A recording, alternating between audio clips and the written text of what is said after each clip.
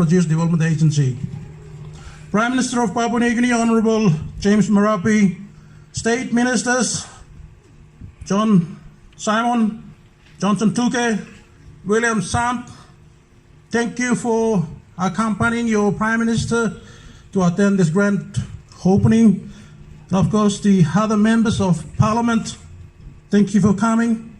His Excellency, the Chinese Ambassador to Papua New Guinea, Zue Bing, the member for Goroka, your words are comforting. Thank you for stepping in for our governor who's on business trip. Thank you for the words and the welcome remarks.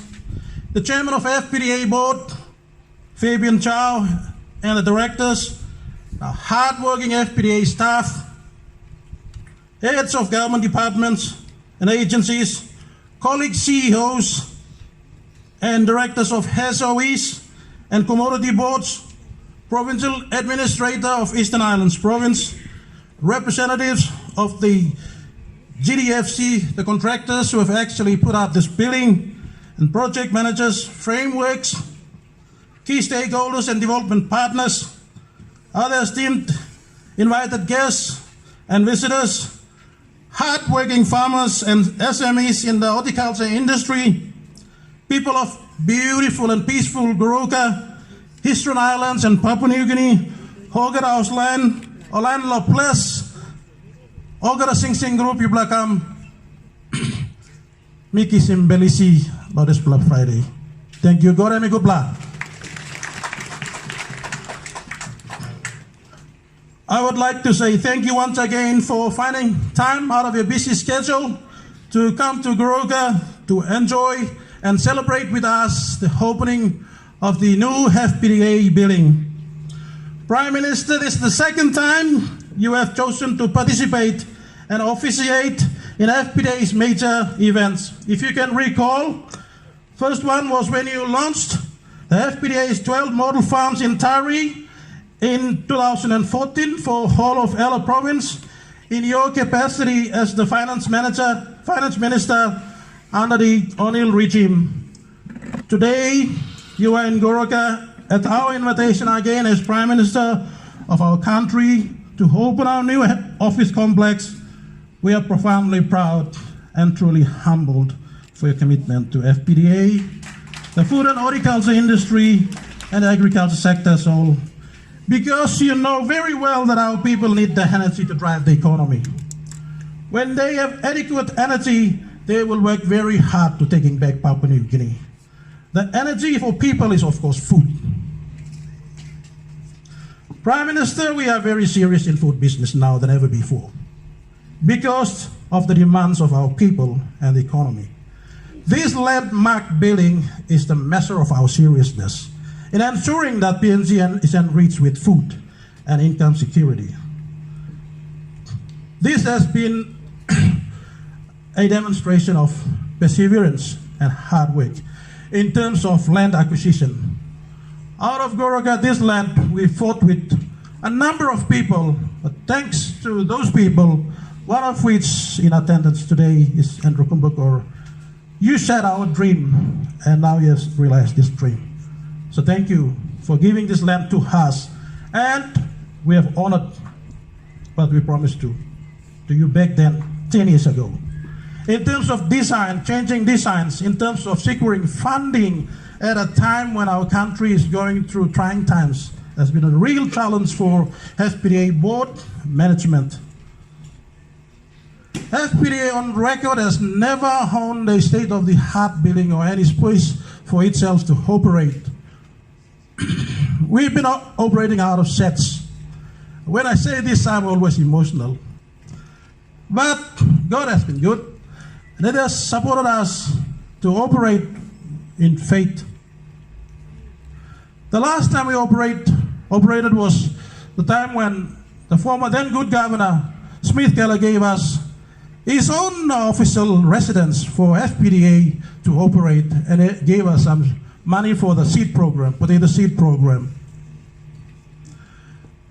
In 2018, we were able to secure a small spot that's down the road at West Goroka, opposite the Goroka Secondary School.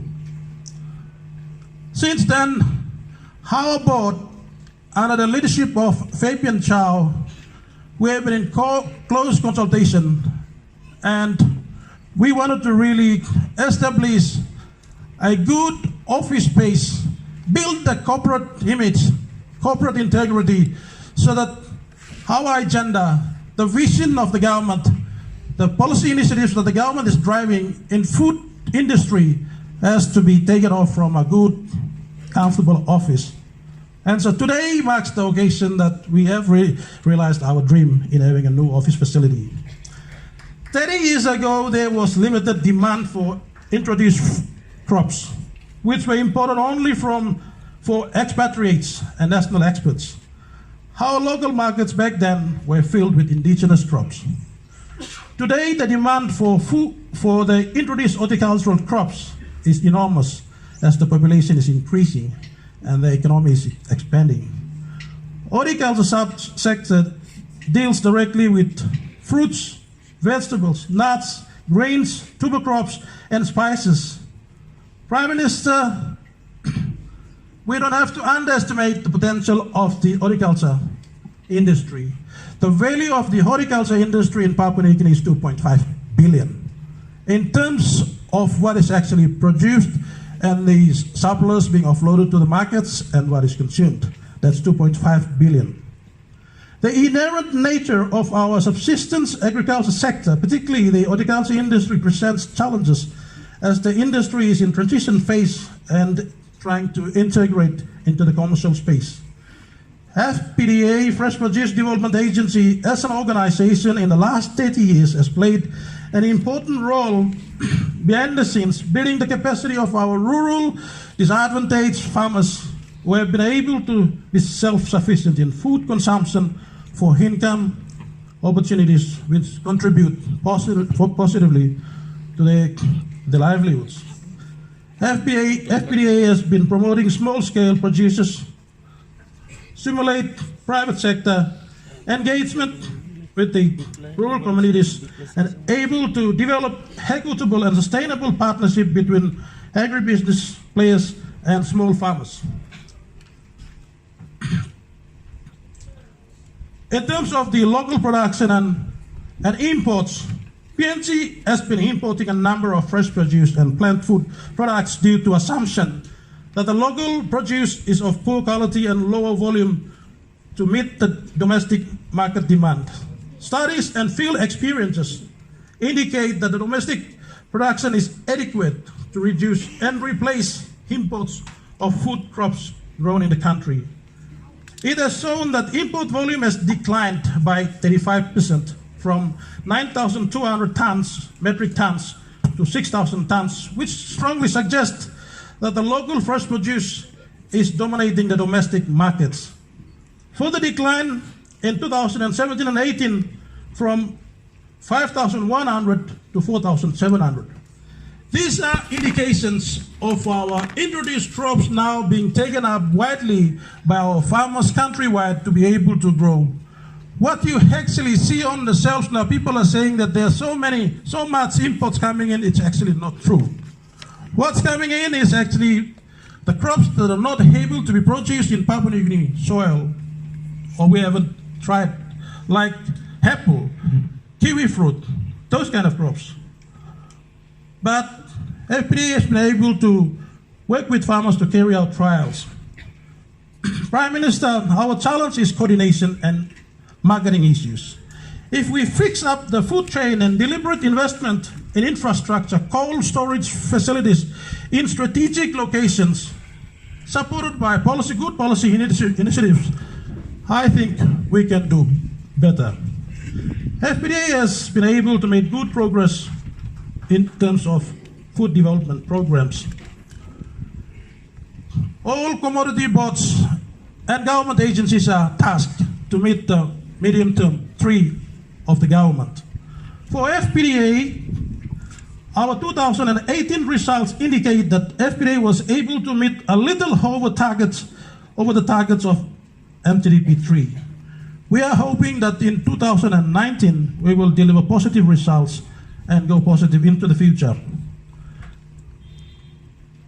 The key results areas. One, under the increased revenue and wealth creation. 2018 review indicate that a total farmer contact of 6,053 households, well above the government MTDP 3 target of 5,254. Total volume produce of assorted fruits and vegetables, 29,000, exceeding a set target of 19,000 tons for 2018. Total monetary value of 58 million directly going into the pockets of the farmers, set target of 38 million. Working with 39 SMEs in 2018 against a set target of 39 against a target of 38. There's a huge reduction in post-harvest losses. It used to be 40%, but now it's coming down to 5, from 30 to 5%. Our record for the last MTDP shows that about 14,000 farmers contacted by FPDA in 9 provinces, 32 districts, supplying 12,400 tons of fresh produce into major markets in Papua New Guinea. These farmers have been able to generate 29 million as a household income. As an organization, we've been striving. FPDA has recorded some positive achievements in the last 2 decades. Firstly, thanks to the New Zealand government and Australian government for having the institutional strengthening project, which actually has helped us to build our internal HR management systems, asset management systems, financial management systems, formulation of deliverable programs, among others. This has actually set the foundation for FPDA to have internal capacity that support us in our delivery programs. And the development of our 20-year strategic plan, 2010 to 2030. And one notable achievement for FPDA is the publication of audited financial report.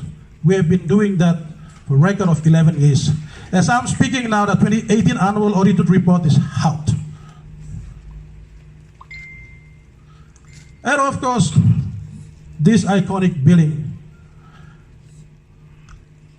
Recently, we have secured part loan of 85.5 million from IFAD. The international development partners, and also we signed off a MOU with Oil Search Limited. I just got the word from the vineyard that our application for incentive fund for 8.3 million for the establishment of a commercial tissue culture lab in Kainantu with a training facility got approved by Australian Incentive Fund.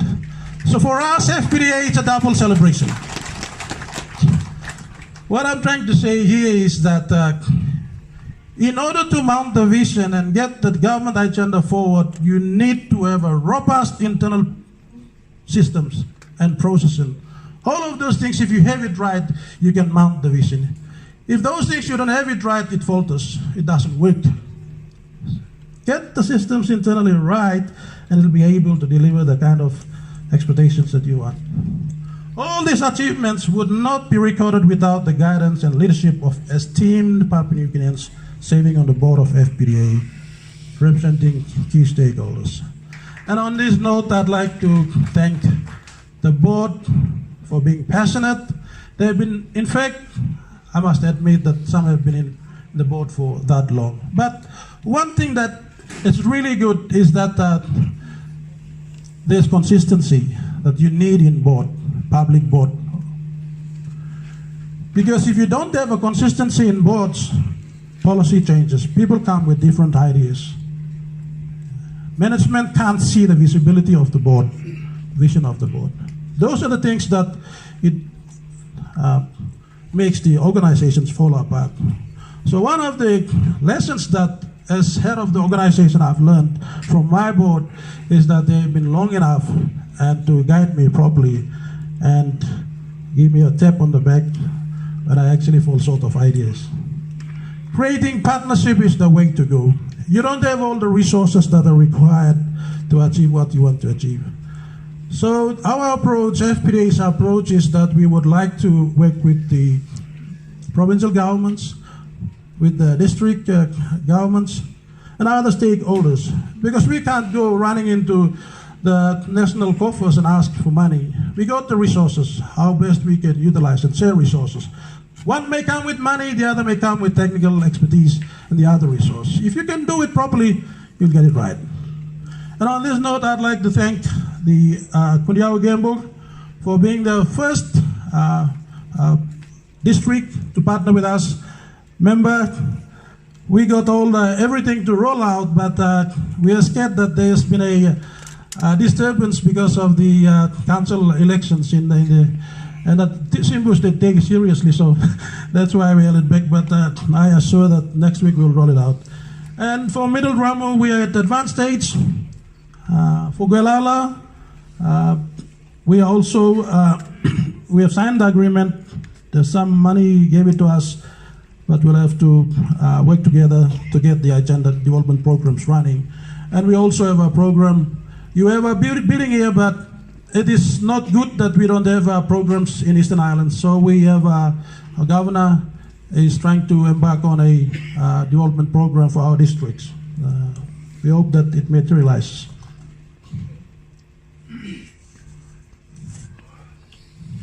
So for FPDA, some of the strategic goals that it aspires to achieve is to develop champion farmers, model farmers, and some of the people that you see them waving at you when you came in, those are the testimony. Those are the model farmers, the champion farmers. They are basically driving our industry. We need aggregators. One of the issues in food production, main issues in Papua New Guinea is that you can't have a large tract of farm field because of the land issues. And so everyone has got their own little pets there, little garden there. The issue is on the aggregation. So we need to invest in aggregation points in terms of cold storage, warehouse facilities, so that all the produce that's coming from various farm fields, they'll have to be aggregated, they'll have to be sorted, graded, put them in good packages. That's the challenge that we are facing now. It's not about Papua New Guineans not producing enough. We have more than enough food being grown in our farms. Our dream, FPDA's dream, is to one day reduce the country's import volume by 0% and also reduce post-harvest losses by 0%. We started the process. We have invested well in our programs, and we would like to see more work being done in those programs so that we will have to achieve that ambitious vision.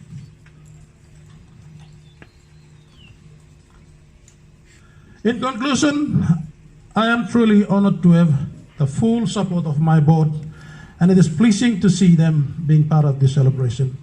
And sometimes I get emotional when I see my own staff. One staff of FPDA can do multiple jobs. That you don't find it in any organization. For FPDA, we have limited number. The name FPDA is there, but you won't see many staff. One staff can take care of multiple jobs. That little extra effort that you contribute, actually, it makes a lot of meaning. And I'm always emotional sometimes when I see that FPDA staff have always been out there trying to do their best, extra effort, making a difference for our farming communities. I also, on this occasion, wish to acknowledge the government of Papua New Guinea through the National Department of Planning and Monitoring for the support, Treasury Department, Finance, and of course the Agriculture Department, as well as our traditional partners in New Zealand government and Australian government, being part of our journey, sharing our vision to enrich our people's livelihoods. I also extend my heartfelt appreciation to all our hardworking farmers, village extension workers, aggregators, market operators, shop owners, consumers and service providers of the fresh produce value chain for promoting the industry's vision, food and nutrition secure and prosperous communities in Papua New Guinea. The new building gives renewed energy and a great hope for our future. I look forward to working very closely with you all to take the food and horticulture industry to the next level. God bless you. Thank you.